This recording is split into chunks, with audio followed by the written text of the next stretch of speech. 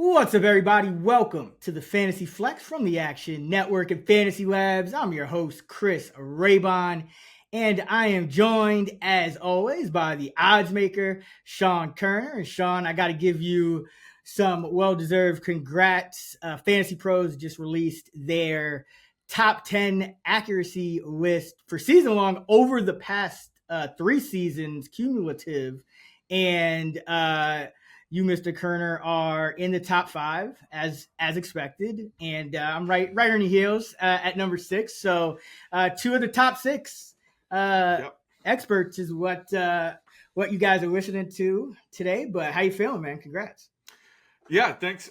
You as well. I think that's always significant. Like, combining the last 3 seasons, you take out a lot of the variance and the noise of a single season accuracy contest. But no surprise, we're both top 10. Let's keep it rolling. But I'm super excited.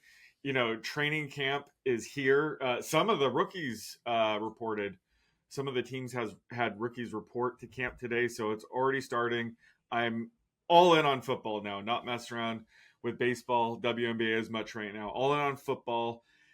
Can't wait to talk about all these teams, and also preseason's right around the corner, and this is when we start to get more information on everybody. So looking forward to talking about what we're going to be looking for the next couple weeks with these training camps. Oh yeah, this is the best time of year, I think, where you can kind of get ahead of the curve. Some of these late round guys, some of these guys that are going to climb the depth chart. So we're going to go team by team, starting in the NFC on this podcast. We'll go through 2 training camp questions each per team, one from me, one from Sean. We'll kind of talk through them, find where the value lies, and just kind of also a way to just talk about the projections of guys that we are more certain about for 2025. Before we get started, though, a very cool announcement. The Fantasy Labs app is here. It's the edge you need to avoid those last place punishments in your fantasy league. And you can get exclusive access to our projections, fresh rankings, draft strategies.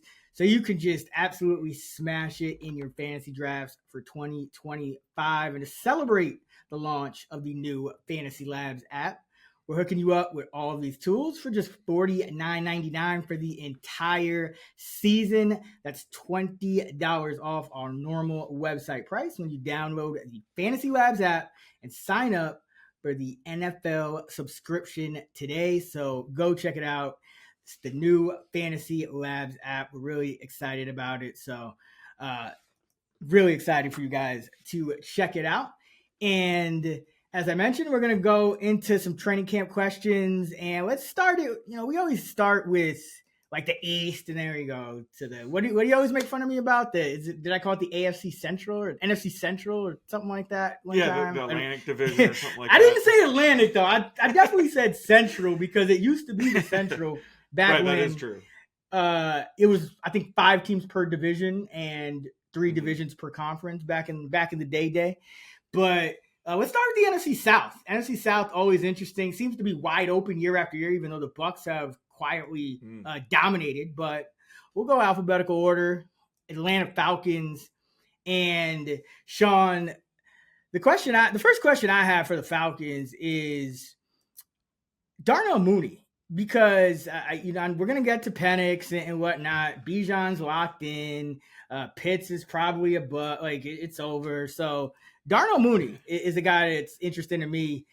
Is he gonna be a stable fantasy asset this season behind Drake London? He did have a 94% route rate and caught over four balls for over 60 yards per game last year. And I know you mentioned him quite a bit on this podcast last season. What do you think?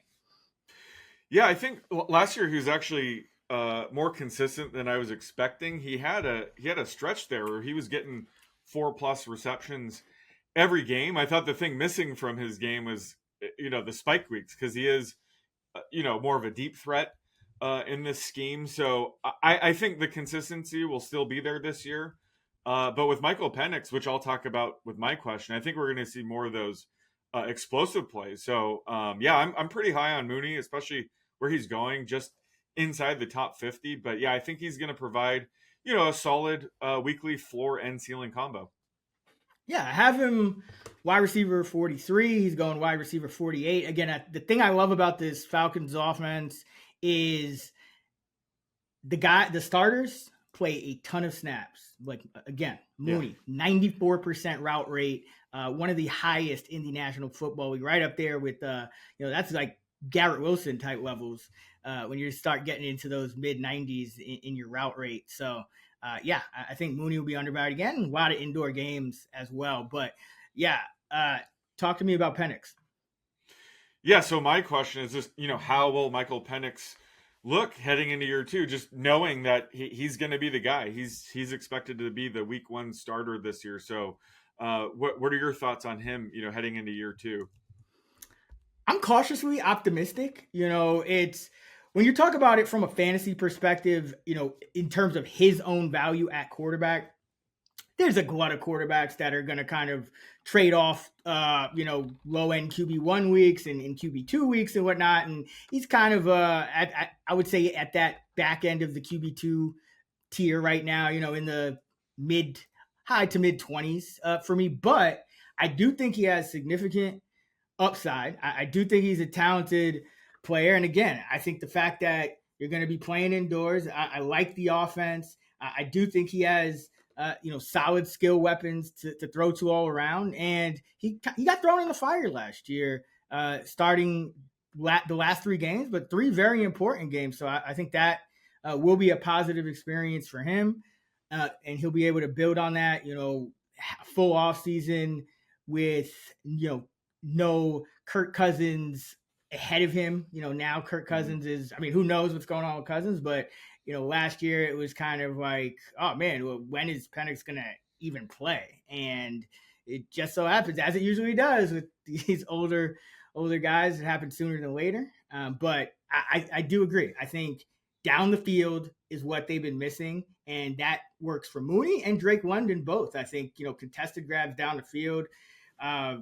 Ray McLeod maybe doesn't do quite as much as he did last year. I don't know how he can have a better season almost. I guess he could score some touchdowns, but I do think you're probably going to see more multiple looks on offense, a few more 2 tight end sets with Charlie Werner. Maybe you see some 2 back sets with Bijan and Algier. But overall, I think Penix really kind of adds a dimension to the offense that you just didn't have with Cousins, because you talked about it. This dude couldn't really even kneel down. Like, that's how stiff he was last year. Like, he couldn't move out of that one, wherever he dropped back and set his feet. That's it. That was it for Cousins. So I like Penix. I think he can move a little bit. I think he can throw downfield. And Mooney, still a younger guy too. So him and Drake London is just an absolute beast. So I think ultimately this is a positive, although I don't know. The real question is, can Michael Penix put up 1,000 yards passing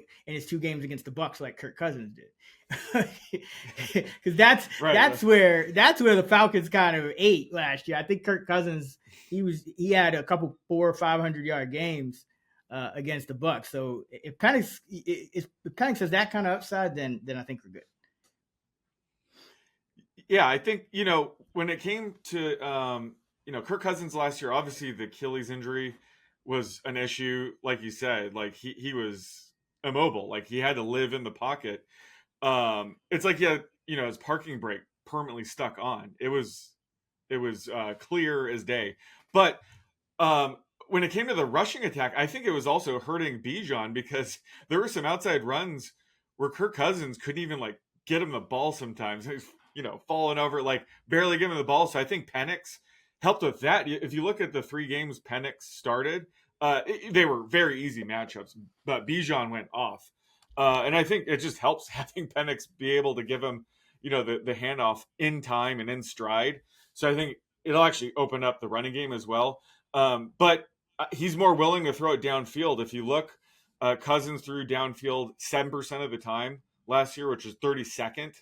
Penix threw downfield 14% of the time, which is the 3rd highest rate. And he was considered to be the best deep passer in last year's very good quarterback class. So I think we're going to see them throw downfield more, which could also, open things up for Bijan. They're going to have to play a bit deeper. They can't stack the box. They just knew Cousins couldn't get out of the pocket. So I think it's going to open up the offense as a whole. I think Penix himself might be limited fancy-wise just because he's not a mobile quarterback. He is a pocket passer, but he's going to help unlock guys like Drake London, Darnell Mooney, who, like I mentioned, we'll see about Kyle Pitts, though. I still, have slim hopes of him potentially breaking out, but I think either way, it's just going to make the offense more dynamic and be able to, throw downfield more. That's the thought. Before we move on, that is interesting. If you're throwing deep, you're probably going to need either the back of the tight end to pass protect. Is that Bijan's role, or do you just kind of take Pitts off the field and let Werner do it, or are you throwing deep out of like 2 tight end looks and play action? Like, because somebody's probably going to have to protect, outside just the 5. Do you think that's going to impact Bijan, or you think they'll like use Pitts on some long routes? Maybe a mix of both. I don't think they want to take Bijan field if needed, and they've been willing to do that with Pitts. That's a good point. We'll see how they plan on addressing that, but something to monitor. I'm also curious, like what the hell is going to happen with Kirk Cousins, because there's a chance, one of these quarterbacks goes down in camp or preseason, and he could get traded somewhere, right? Like his Achilles can't be worse than it was last year. I don't really know how the recovery works there, but there's a chance that Cousins ends up getting traded somewhere and play somewhere, right? Or is the contract so bad that they can't really get rid of him? I haven't been able to like look into that as much. I think the contract's pretty bad. Some team's going to have to be really desperate and be able to eat that contract. So there's, I'm not looking at the salary cap tables, but I think there's limited options. And, Pittsburgh, I guess, was a potential spot, but obviously Aaron Rodgers there. But I really think that contract is just, it's a great contract for him, but I think at this point, a team that was kind of eyeing him would want to have already had him in camp by now, kind of working with guys and learning an offense, so the fact that he's just still in Atlanta tells me that contract is pretty, I guess he's the Bradley Beal of the NFL at this point. All right, let's go to the Carolina Panthers, and this one is interesting. Let's talk about best ball with the Panthers, because the tight end, maybe Sanders breaks out, but it's really about their wide receivers. They don't throw to the back as much. Sean, who do you think is going to be the best value at ADP in best ball among the Carolina Panther wide receivers? Right now, you have Ted McMillan at wide receiver 24 on Underdog. You have Adam Thielen at 64. Xavier Legette going into year 2 at wide receiver 67 ADP. And Jalen Coker, who outplayed Legette and Thielen at times last year, at wide receiver 83. Who's the best bet to give you value at ADP? Yeah, if we're talking about value, unfortunately, the unsexy play here would be Adam Thielen at wide receiver 64. I have him around wide receiver 55. He's just going to provide like a solid floor when healthy. Like I said, heading into last year, I didn't think he was completely washed. I thought playing alongside Justin Jefferson just, really ate into his target share. But he showed some pop last year. Heading into this year, I think he'll have a similar role. But how could you not love, Ted McMillan coming in as a first-round pick? I think he has some upside. My comp for him was like a Drake London or Kenny Golladay type. Mm-hmm.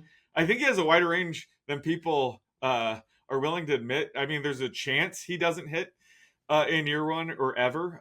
He has a wide range of outcomes, but I think he's solid. He's really good after the catch. Probably a good fit for Bryce Young, but his ADP is wide receiver 24. I think that's a bit rich. I love getting these rookies with upside in the wide receiver 40 to 50 range. I think that makes most sense. So it's hard to take him at wide receiver 24, but I think the upside is there. I think, honestly, if I'm attacking this group, I think taking Coker outside of the top 80 probably gives you some upside, because, he was a serious surprise last year. So if that rolls into this year, I wouldn't be shocked either. So in these situations, I tend to just take the guy that's cheapest. which would be Coker. But I think when it comes to the Panthers, I'm typically targeting their backfield more times than not. But what are you thinking about this group this year?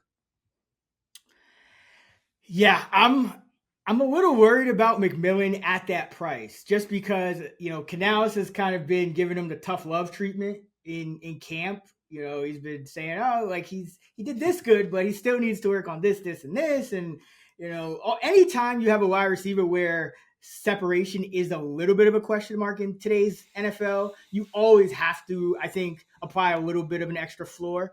For every Drake London, there will be a Laquan Treadwell or something like that. I don't think McMillan is that type, but I'm just saying, we've seen Bryce Young go through stretches where he's awful. We've seen wide receivers at the bottom of the depth chart outplay veterans for this team, and we've seen the Panthers, kind of not really smash some of these wide receiver picks lately. I mean, Mingo, Leggett, even, up and down. Deontay Johnson was it was good until it wasn't with the, free agency. So I think there's question marks. I think the guy I would, if it's season long, I think Adam Thielen, because I think he starts strong. And, once he kind of, if he loses some steam, you can drop him. But in best ball, it's either Leggett or Coker at 67 or 83. I like the idea of Leggett this year because I think with Tet there, Tet's going to play X, right? He's going to be up on the line of scrimmage more often than not. That frees Leggett up to get free releases, move around, go in motion, and do some things like that, which I think will help his game. And remember, he's still has strong draft pedigree. And then Coker, I like him because he played well in the slot. He can play inside outside. So if anyone falters, whether it's McMillan having a rough acclimation, whether it's Thielen with the age, whether it's Leggett just, not really being able to put things together, I think Coker can play all three of those spots. So I think I like the idea of kind of buying low. But I agree. I think in season long, Thielen's probably going to start the strongest. He's still probably going to catch 4 or 5 balls a game, at least early in the year, and maybe longer if other guys don't break out. All right, what you got for me, Carolina? Yeah, let's talk about this running game because, last year Chuba Hubbard was a big surprise. I mean, he had a breakout season. He was a stud. And they signed him to a 4-year, $33 million extension. I think that was before Jonathan Brooks re-injured his ACL.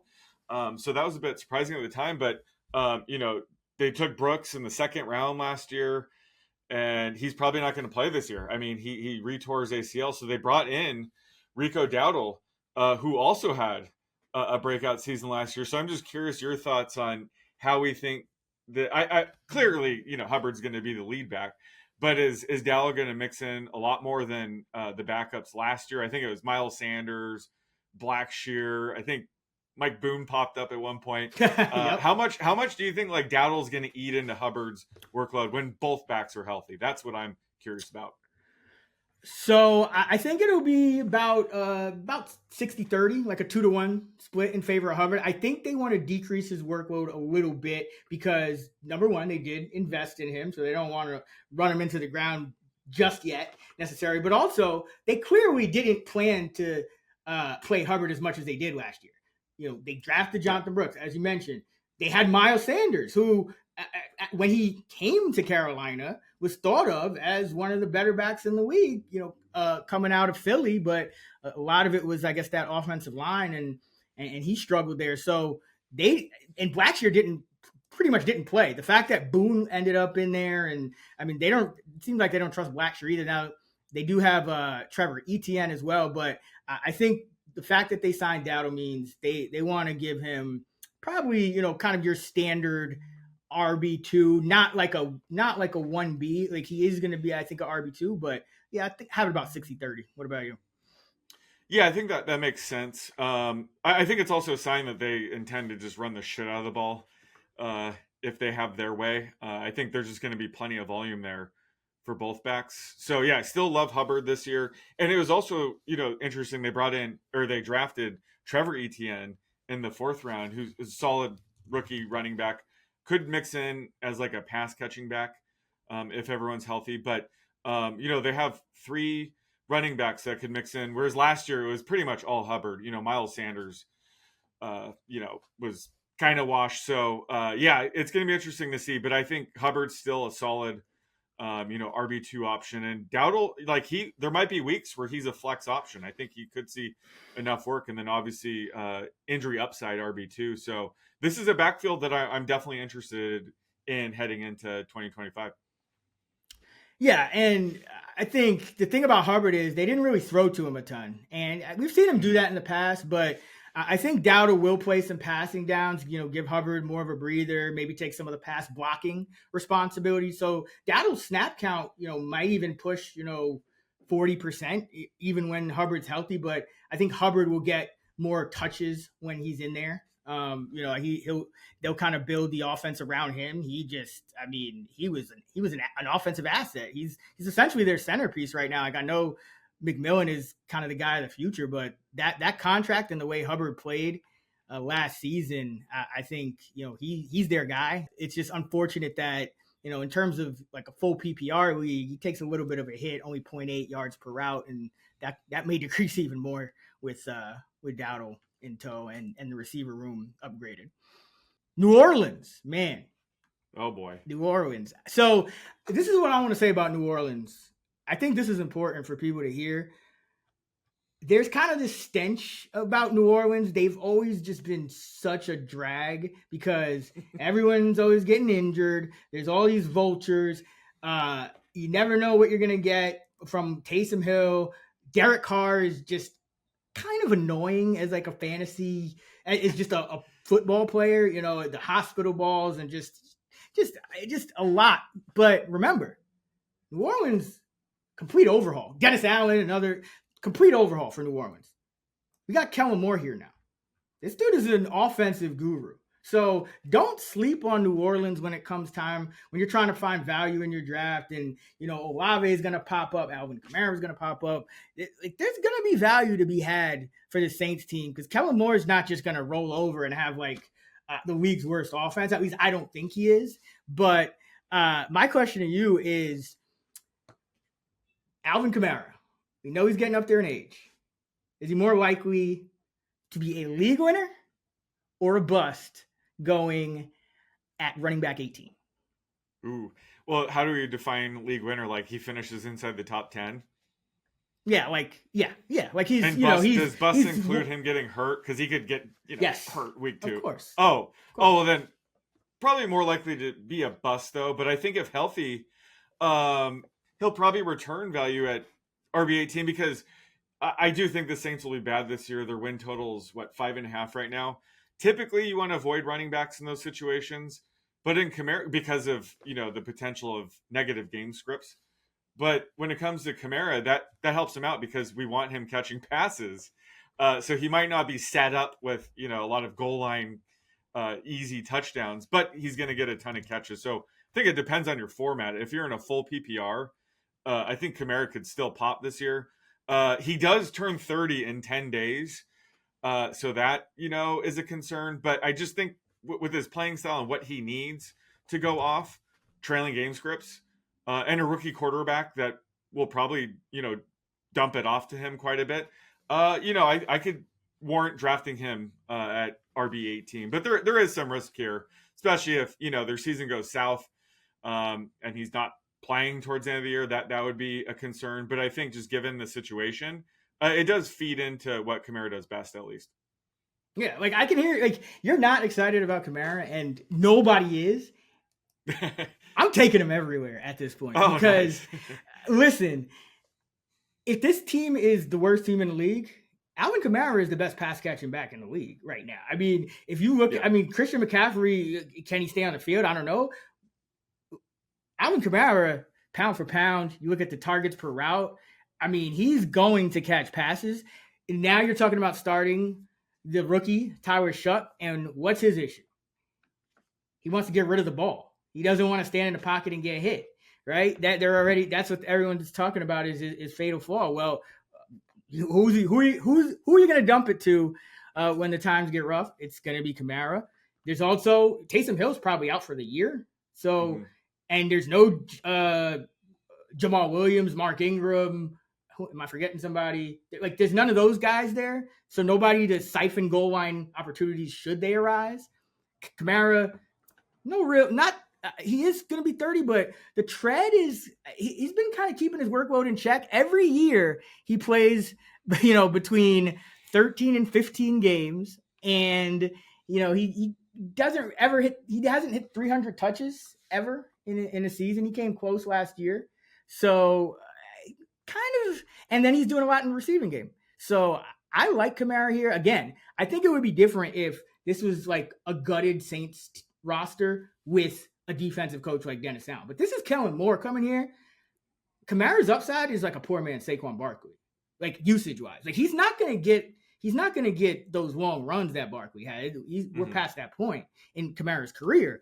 But Kellen Moore is not just going to stand by and like let everything go to shit. He's going to use the guys at his disposal, and Kamara is just that most likely guy. I mean, Olave is probably a little undervalued too, but we know like one hit and the concussion issue. So Kamara's, I mean, he's never really had a serious injury. He's always missed a few games but never nothing too serious. Always been between 13 and 15 ever since his rookie year when he played all 16. So, I think he's like another one of these James Conner types, except without the, it's kind of like the injury upside the injury downside doesn't seem quite as serious. Like with Conner, it seems like he could have a more serious injury, whereas with Kamara, he might, bang something up here and there, but I just think the pass catching gives him massive upside that not many backs have this day and age, because like running backs are getting thrown to less and less because it's just not that efficient unless you really have a guy that can do it. Yeah, I mean, Kamara's prone to soft tissue injuries like everybody else, but if you watch him run, like he's very good at avoiding like big hits. He's like a self-driving car where he just knows where everybody is around him, and he knows how to take hits. So I agree. I think he knows how to stay healthy. And to your point, like you could be low on the Saints, but like I said, that kind of feeds into what Kamara does best as a pass catcher. So that actually, increases upside. So yeah, I could get on board with that, taking him just inside the top 20. Yeah, he's going to be my James Conner, like my new James Conner. Like he's getting to that same draft. Yeah. I think they go back to back in a lot of drafts. But have you, speaking of self-driving cars, have you ridden in a Waymo yet? No, I haven't. Am I missing out? I mean, it's pretty cool. I mean, just like something that, it's only in a few cities, and our city happens to be one of them. So yeah, I'd definitely check it out. It's like the thing we thought of as kids that we didn't know if it was going to be possible in our lifetime. Like that Jetsons futuristic shit with all the flying saucers. Like Waymo's probably one of the closest things to it. And you could throw your own music on, and it's pretty dope. Nice. Pretty dope. All right, what you got for me, New Orleans?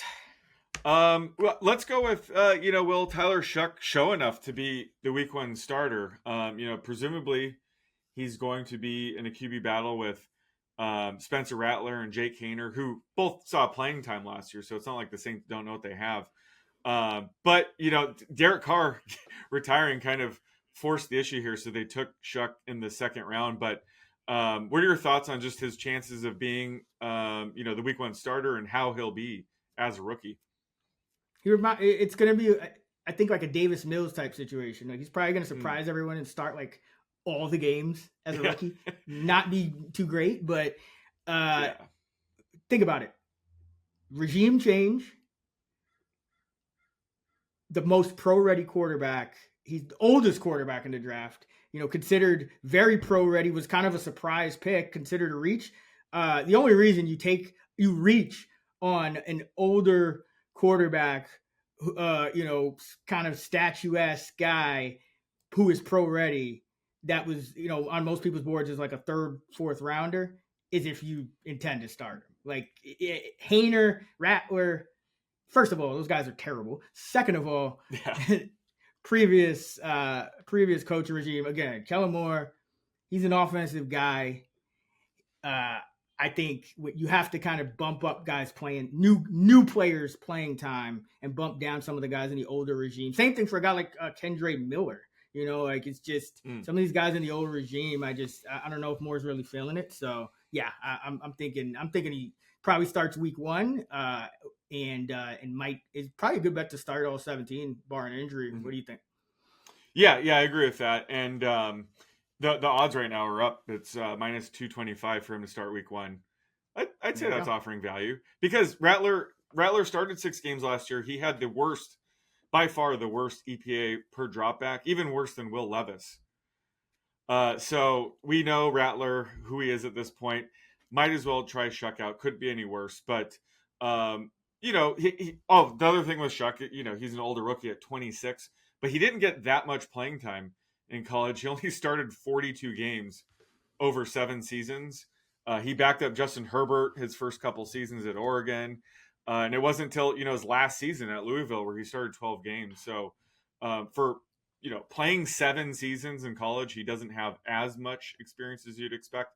But still, he's older, 26. So I'd say he has the inside track to start week 1 for them. And like you said, I think he'll just be the starting quarterback as long as possible.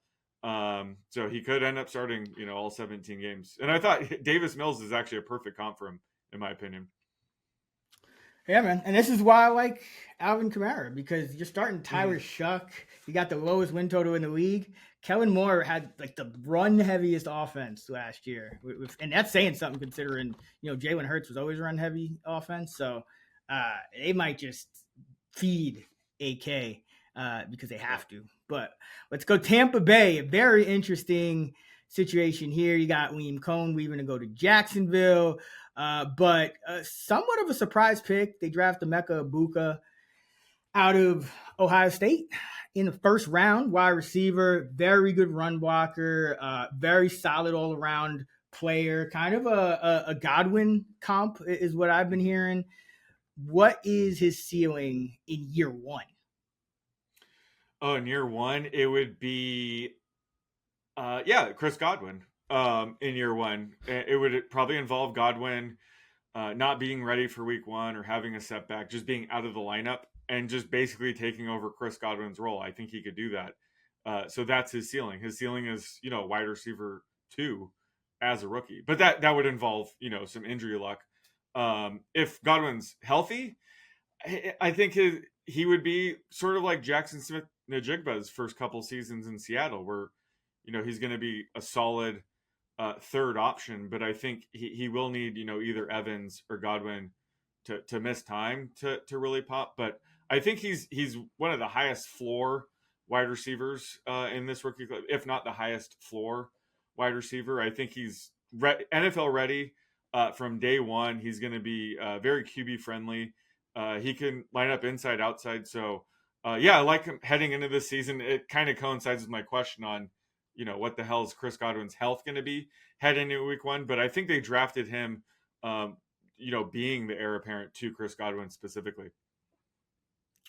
Yeah, I think a couple of things with Godwin. I think Egbuka's ceiling is, wide receiver 2. Remember, Mike Evans is older. You never know if he is going to stay healthy. One of these years, he's not going to get to 1,000. Godwin's health is up in the air. I do think there are some question marks. You're always going to hear positive stuff this time of year, right?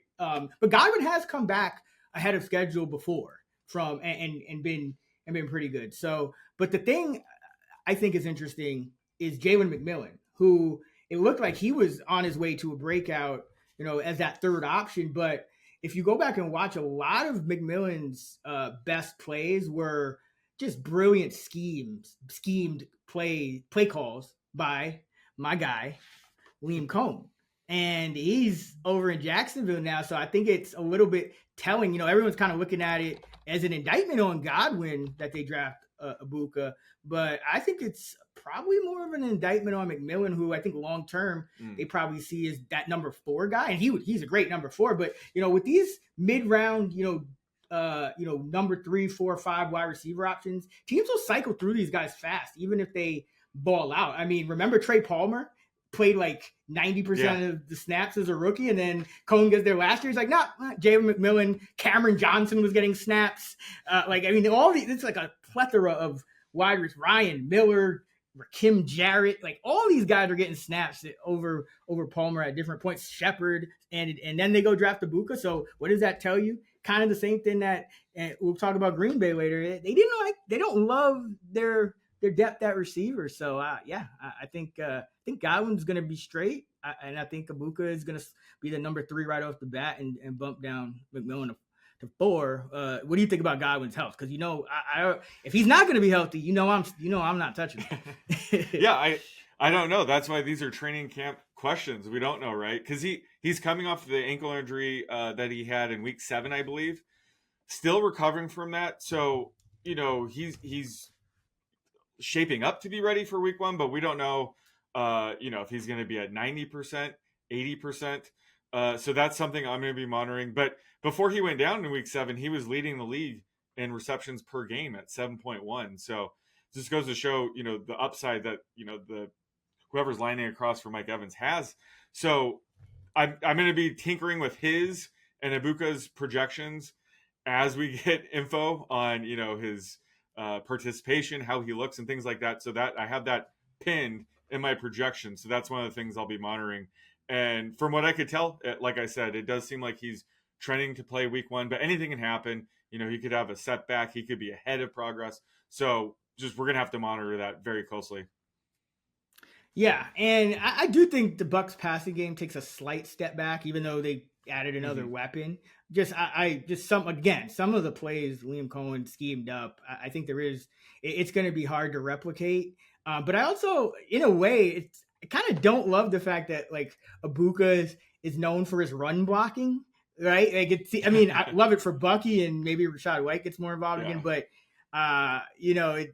it's not great for like McMillan, and Godwin is going to be 29, has health issues, a few serious injuries over the past couple of years, and then Mike Evans is he's getting up there in age too. So this could be a little bit of a different. It could still be an efficient passing game, but it might not necessarily be the smash where every single receiver just goes off. It might be a little bit more kind of controlled. So that Mike Evans age 32 season. So I'm kind of bracing for that a little bit. Some natural Baker regression.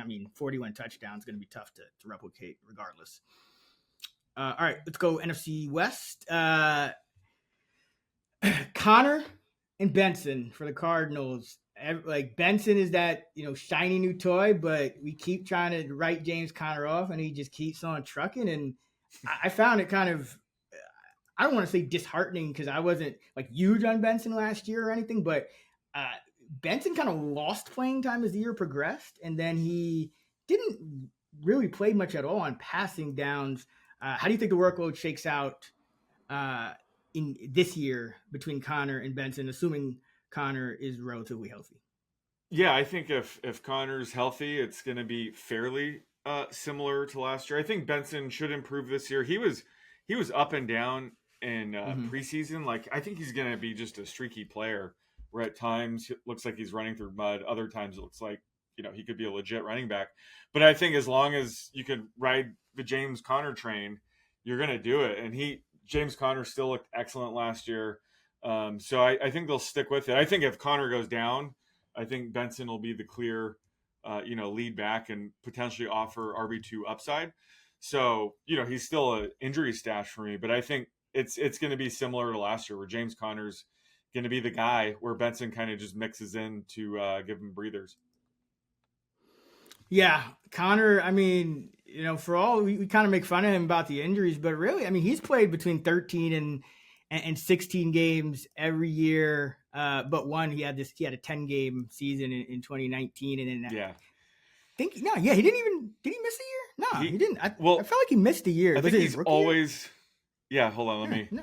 No, he didn't. It looks like he's always played between 13 and 16, except 2019 where he played 10 games. So he's probably a bit healthier and a bit less tread on the tires. But I agree. I do think the one thing I think is Kyler Murray. There's been talk of him, getting back to running the ball a little bit more. And I do think now, more removed from that injury, they're going to start utilizing him a little more in that design run game. I think that will help a guy like Benson, just open some rushing lanes with the quarterback being a threat. Because Benson runs into that, like, I guess you could call it the Isaiah Pacheco problem, the Najee Harris problem, where it's like when he's on the field, you kind of know when some of these bigger backs that aren't big factors in the pass game are on the field.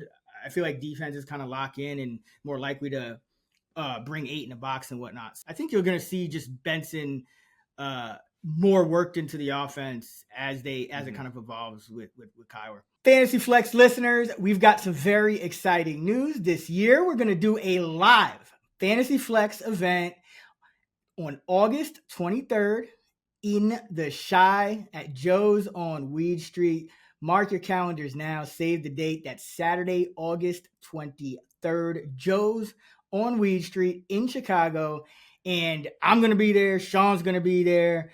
It's going to be a really dope atmosphere. So hoping to meet as many of you guys as we can come through. And you're going to need to RSVP though. And we'll have information about exactly how you can do that right here on the Fantasy Flex podcast in the coming weeks. So be sure to keep it locked. Again, that's Saturday, August 23rd, Joe's on Weed Street in the Chi for the Fantasy Flex live event of 2025. Sean, sounds like it's going to be real lit, man. Yeah, I'm pumped for this. These live events are always a blast. It's always fun getting to connect with everyone in person. And we're going to have a full slate of preseason games that day. So it's my favorite time of year as well. But yeah, we should be able to watch some of those games together. It's going to be a blast. Yeah, man. I'm always impressed by the complexity of the questions that people can ask while, getting a little litty. But excited to meet you guys again. That is Saturday, August 23rd. Make sure you save the date if you're going to be in the Chicago area. All right, what's a question for Ari? Just Marvin Harrison Jr., what do we expect in year 2? Because he is coming off a solid rookie season, 62 catches, 885 yards, 8 touchdowns, but just disappointing due to the high expectations he had. And the Cardinals, he's a complete receiver, but the Cardinals used him more as a deep threat. So do you think they kind of continue with that this year, or do they give him a more diverse route tree, more layup throws?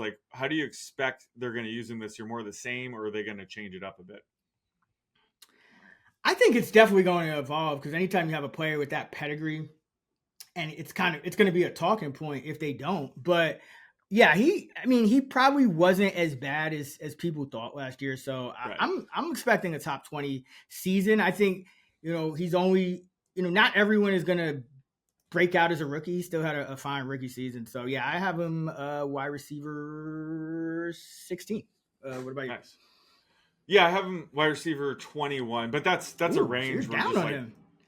Well, I was gonna say that's a range where 1 point separates 5 receivers. So I have him kind of in the same tier as Terry McLaurin, Mike Evans, Rashee Rice, Jackson Smith, and Jigba, who I'm always high on. So I think that's just kind of where I am with him.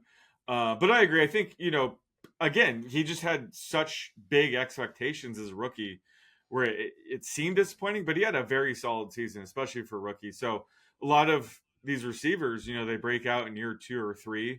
So you don't want to miss out on it.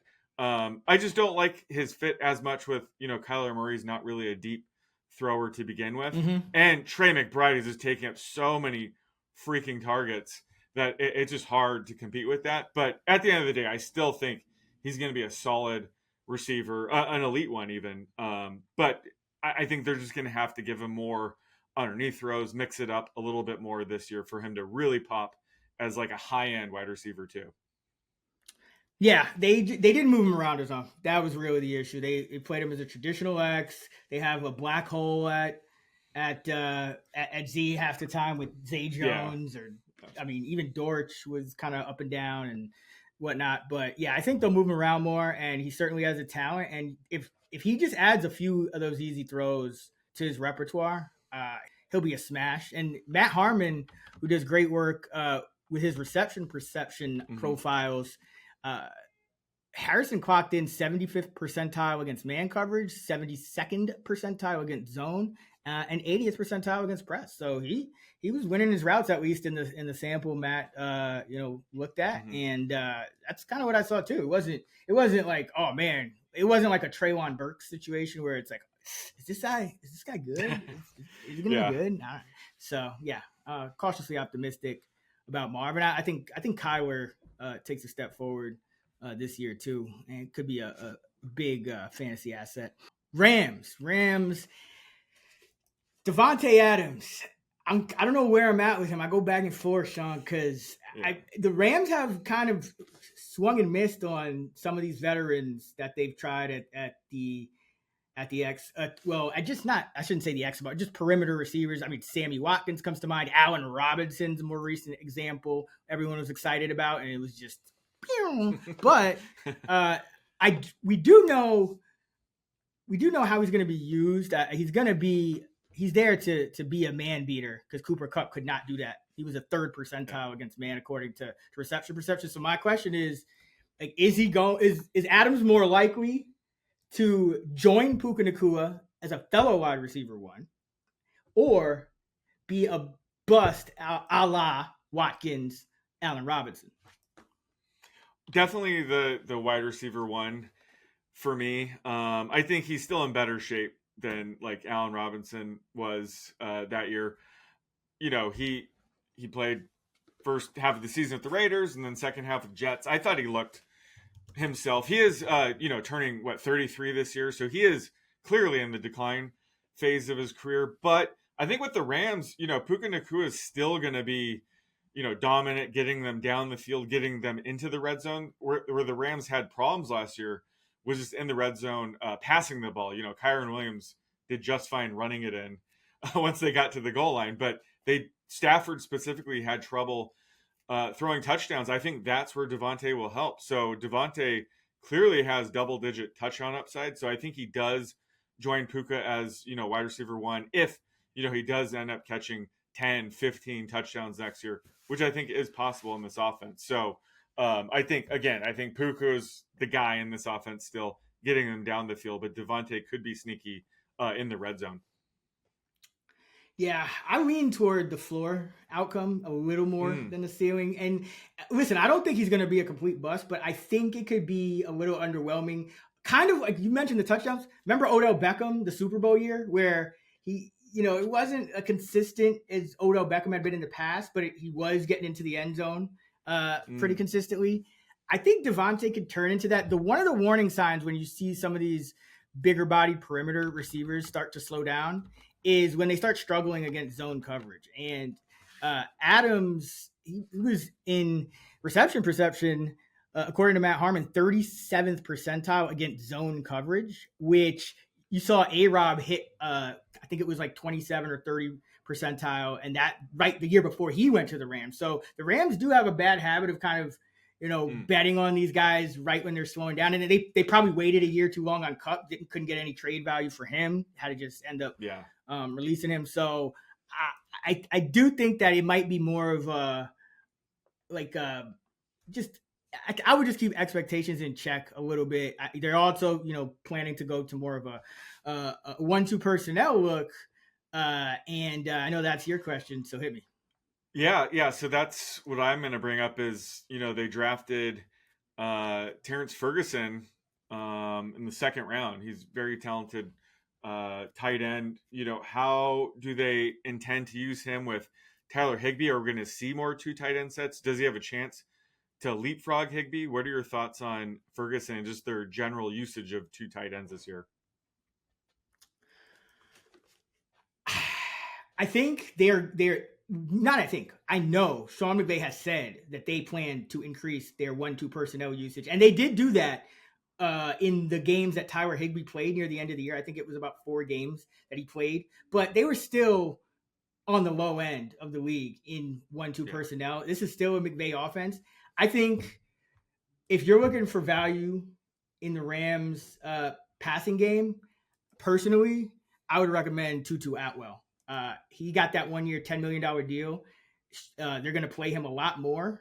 And with Adams' reputation and Nakua's dominance, he's going to be open. And Higbee played so well that I don't know if Ferguson jumps him as a rookie. I think we've gotten burned by kind of trying to go with these Sean McVay rookies in the past, right? Like it's usually we got to wait till no one, like it's going to be a post height Higbee. Higbee's going to dominate this year. Atwell's probably going to have breakout season, just like remember Demarcus Robinson type of thing. And then next year Ferguson will be going like tight end 68, and then Higbee will get hurt in week 1 and miss the whole season, and Ferguson will be a tight end 1. So yeah, I think he's a year away. What do you think? Yeah, I think so too. I think this could have been just bolstering their depth because when Higbee was out last year, it was kind of a disaster. I don't think McVay liked Parkinson much. He had Davis Allen start a game, went back to Parkinson. I think McVay just wants depth behind Higbee. And sure, like they love Ferguson. They kind of want him to be good and leapfrog Higbee. But Higbee, like you mentioned, he did look really good when he did return later in the season. So I think it could be just kind of adding depth and, year 2 or 3, maybe Ferguson breaks out. But I agree.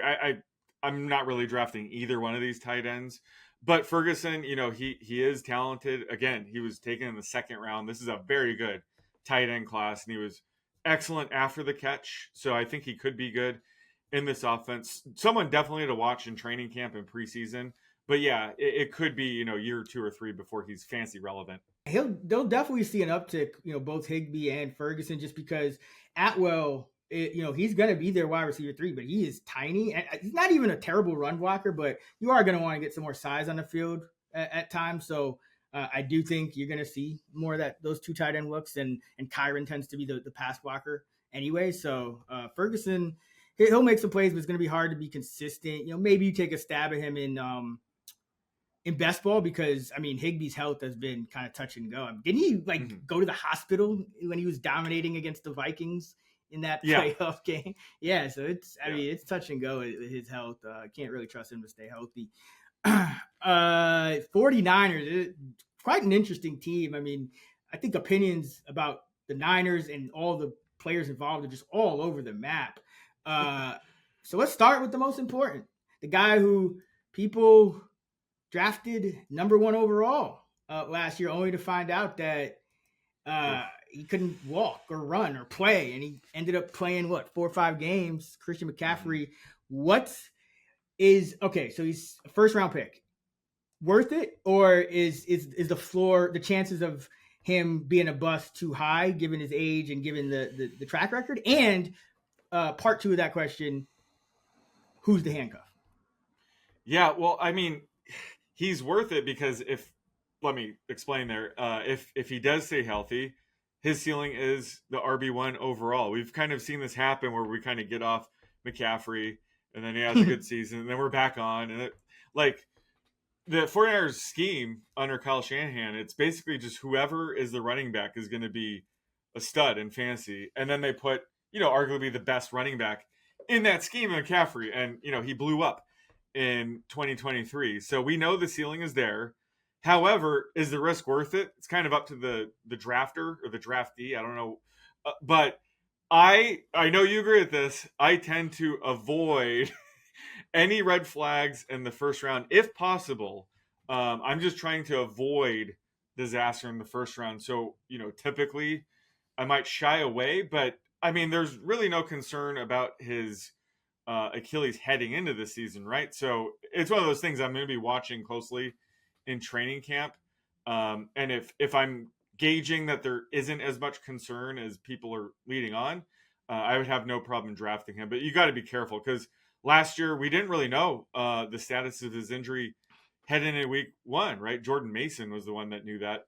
But they keep things close to the vest, so we might not really know his true health.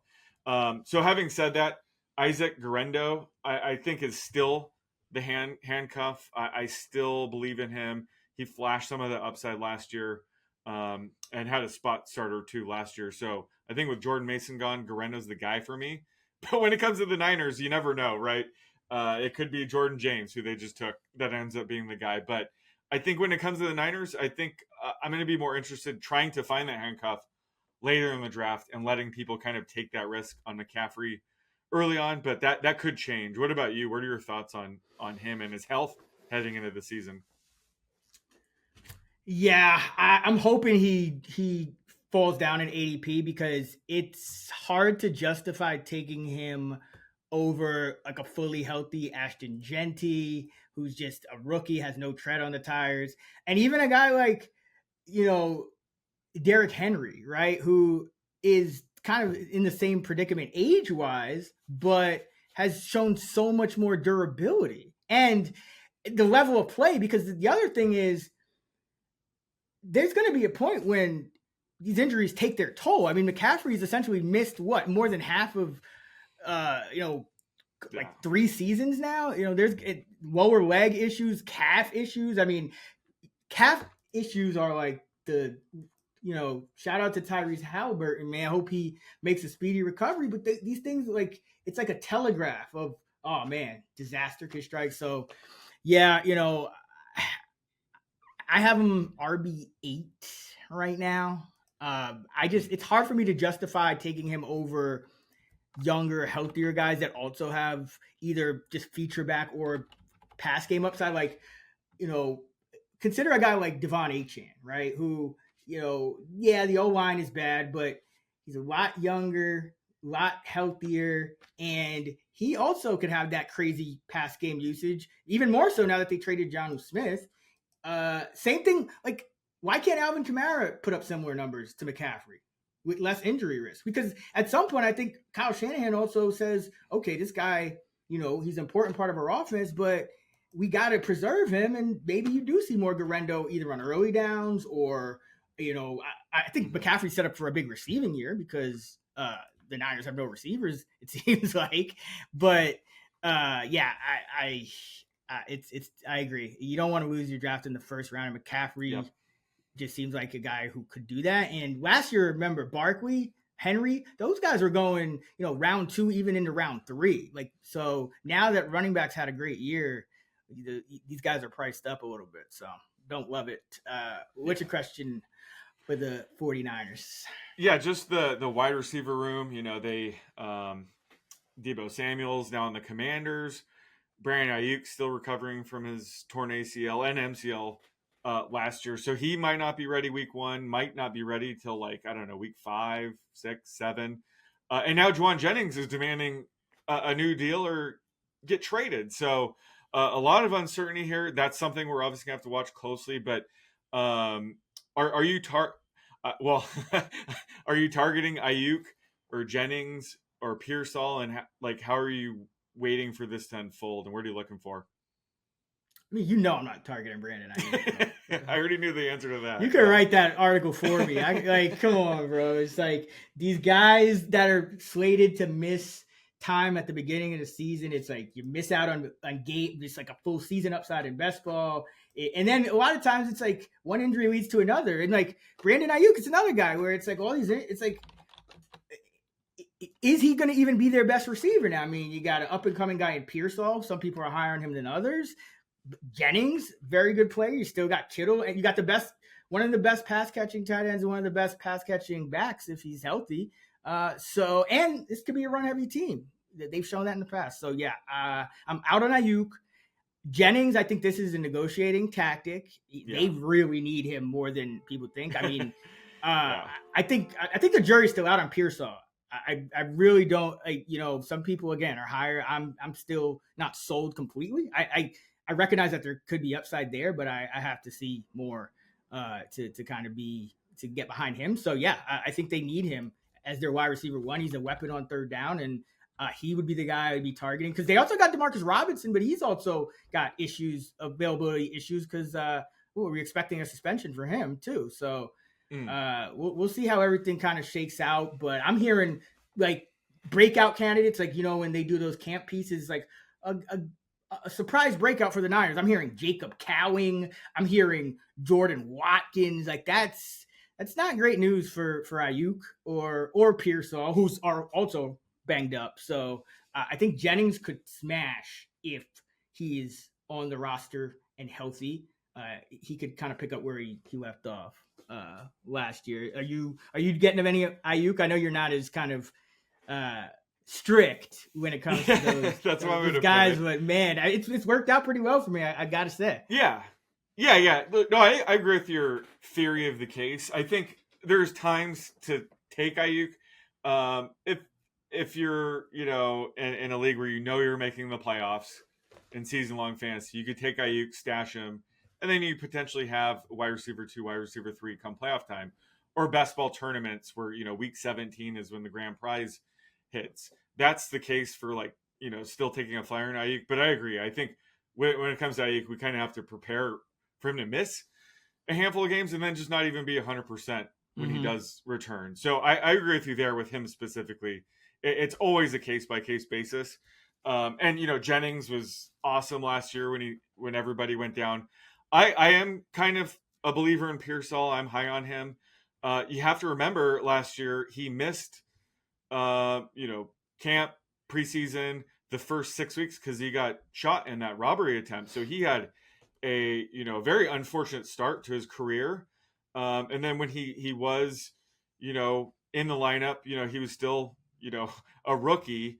And there was a stretch where I took his prop one of those weeks where he had a pretty good route run rate, but they had inclement weather in Buffalo, inclement weather in San Francisco. There was just all these bad weather games where once that cleared up, then he popped off for the last 3 games. I think the last 3 games, I'm probably weighing those more than other people because that's his true ceiling. I think they took him in the first round for a reason. He is a very talented receiver, and I think this year he's gonna have a chance to step up. And heading into year 2, he's gonna be able to have full camp, full preseason, God willing. Where I think he's gonna surprise a bit. So I like getting him, outside of the top 40 in spots. I think that's an ADP where there's a lot of really good ceilings in that range. But I am having some shares of Pearsall. I'm going to be high on him this year. And if something happens with Jennings, I do agree. It's he's playing hardball. If something happens, Pearsall stock's going to go up even more. So Pearsall's the guy in this group that I think I'm targeting the most right now. Yeah, I'm just not there. I just see it's not that I don't see the ceiling case, but I just see too many ranges, too wide a range of outcomes where he could potentially be the 4th best wide receiver on his own team. Not pass catching option, the 4th best wide receiver on his own team, because you do have Ayuk, you do have Jennings. And again, Robinson is there, and you have a bunch of young guys that people are saying could break out. So, the fact that we didn't see a dominant effort from Pearsall as a rookie, I know the shooting probably played into that, but I just don't know that he's going to be in my opinion anyway. I don't see league winner as a high enough to really do it. Maybe if he drops a bit more, but he'd probably have to go into that wide receiver 5-6-ish range for me. I think people are at least for me a little bit too optimistic. There's just too many question marks, and this is a true training camp question. Who kind of breaks out? Because Pearsall did ball out down the stretch, but remember it was that crazy game against Detroit where Detroit didn't have to play for real and their defense was shot, and the Niners were already out of it, but they just kind of threw it around, and then. Or they were about to be out of it. I don't think they were officially eliminated, but they pretty much knew. And then that final week, it was Josh Dobbs. So I mean, you could weigh it, but there was also a stretch where Pearsall got targeted 4 times and 100 routes right before that too. So you can look at it either way. Yeah, he is definitely not I'm not all in on him like Brian Thomas Jr. or anything like that. But I think the caveat with the Niners is they run 3 wide receiver sets at the lowest rate. So when Ayuk and Jennings and Pearsall are healthy, Pearsall could be the odd man out, which in this offense would hurt him the most because they don't run 11 personnel as much as other teams. So that's the downside with him. Second half of the season, he could be closer to his floor. So I agree. There's concerns with him. He has a wide range of outcomes, this whole wide receiver room has a wide range of outcomes, but it's something I'll be, monitoring closely during camp. Yeah, you always got to be careful with the Shanahan too. It's like, is it going to be like a Trey Lance, Dante Pettis situation, or is it going to be like a Deebo Samuel, Ayuk situation? Like, you know what I mean? Like it's like when these wide ranges of outcomes. Yeah, remember when he was benching Ayuk? We thought Ayuk was going to have his breakout season, and he just benched him for the first couple games. So yeah, Shanahan's always playing those games. We got to look out for. Heard Danny Gray's making noise in Eagles camp. Maybe he overtakes Dotson. Yeah, cowing, but no, I'm hearing him as a breakout too. But I mean, that's probably not great for all involved. But also, Pearsall is hurt, which is not ideal. That's another thing that I'm worried. That's probably why Jennings is using his leverage. As he should. Yeah, I mean, it could. I mean, geez. Kittle's getting up there in age too. I mean, it could be whoever's healthy in that offense is going to catch balls. That's for sure. Yeah. Seattle. How many Tide Pods deep is Cooper Kupp? A lot. Like, will he be a viable fantasy asset at any point to anyone outside of like a 16-team league? Maybe. I think. Yeah, I think he's closer to Cook than people realize. Yeah, I agree. The Rams again, they're not the greatest at some of these wide receiver evals, and but the fact that they just moved on for him so swiftly tells you everything you need to know. And this is another one where I think Matt Harmon over there at Reception Perception summed it up really perfectly from what I saw as well. Is that he was always going to kind of struggle against man coverage. And last year it bottomed out. He was third percentile in Harmon's charting against man and against press coverage. Third percentile. That is terrible. But the problem is he always used to beat kill zone. That's Cooper Kupp for you. Last year, he was also 30th percentile against zone. So what are we really doing here? I think this sets up for a Jackson Smith-Njigba target hog monster season, and Cooper Kupp probably is Tyler Lockett, just rolling on catching some balls and rolling gimping to the ground on the turf and getting up to live another play. And he's always a guy that's been kind of injury prone too. So yeah, I'm out. I'm out on Kupp. Same. Well, you're about to. It leads me to my question. Again, it's a question. I don't know how the answer to this, but is Torrey Horton, their 5th round pick, able to climb this wide receiver depth chart and potentially be the number 2 as a rookie? I think there's a chance. I think there's an opening because Kupp could end up settling in as kind of like, I don't even want to say Thielen, because Thielen was good last year, but kind of just like a wide receiver 3 on the team, and that leaves. I mean, you got Marquez Valdez-Scantling there as well, and he usually has trouble kind of sticking, but maybe he does stick. He did have some moments on the Saints, and I think they got some continuity with Kubiak there. So I think MVS ironically might be his biggest roadblock, which is not much of a roadblock. So I'd say yes, but I'm still not at the point where I'm, aside from a couple of like YOLO Sam Darnold stacks here and there in best ball, I'm not really investing yet. How about you? Yeah, same. I think it's just something to monitor. I was actually shocked that Horton fell to the 5th round. I thought he was a pretty solid prospect. He's 6'3" and has 4.4 speed. So good size speed combo. Also, a solid route runner. He's also a punt returner. I think he's going to be the Seahawks punt returner. So I think he's pretty much a lock to make the team. But yeah, we'll see how he looks in preseason. And MVS is, one trick pony at this point in his career. So I agree. I think that's his main competition. Cooper Kupp's sort of his own thing. If Cooper Kupp can, find the fountain of youth, he's going to be the number 2 receiver, but I just don't see it happening. So I think Horton's sneaky in this offense. So he's definitely someone I'm going to be monitoring. I think he could surprise this year because, again, he was a 5th round pick. You typically don't see 5th round picks pop at all, if not the rookie season. So he's someone I'll be watching. I think this depth chart does present itself as one where he could all of a sudden become the number 2 by the time we get, at some point in the season.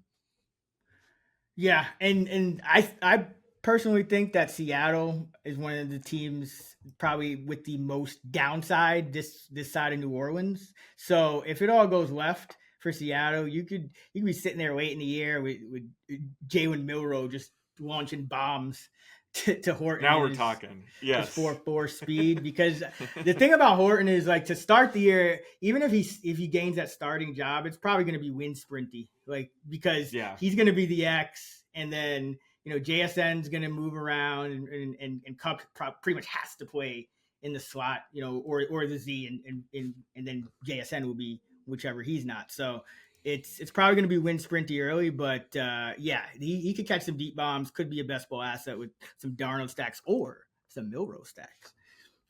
Love it. All right. Basically JSN for 150 catches this year, though. Yeah. He's a new Amon-Ra. Yep. Poor man's Amon-Ra. That's always been his ceiling. Not even poor man's. I think he's like legit could be on par. Yeah, I mean, Sam Darnold, last I saw, was a poor man for 120 minutes of football. So, I'm higher than consensus on JSN. I think he's going to dominate targets. All right, that is going to do it for today's episode of the Fantasy Flex Part 1 of our NFC Training Camp questions. Thank you for tuning in. Keep an eye out for Part 2. And be sure to keep it locked for our AFC episodes, where we'll continue to get into our rankings, our projections, and talk about what we're looking for, what you need to know that's going down in training camp to make sure you smash your fantasy draft. And of course, check out the all-new Fantasy Labs app. Right now, you can save $20 for access all season long right now by downloading the Fantasy Labs app and getting the NFL subscription. We're really excited about it. You can find Sean on X at _oddsmaker. I'm at Chris Raybon. We're at those same handles on the free award-winning Action Network app. Until next time, let's get this money.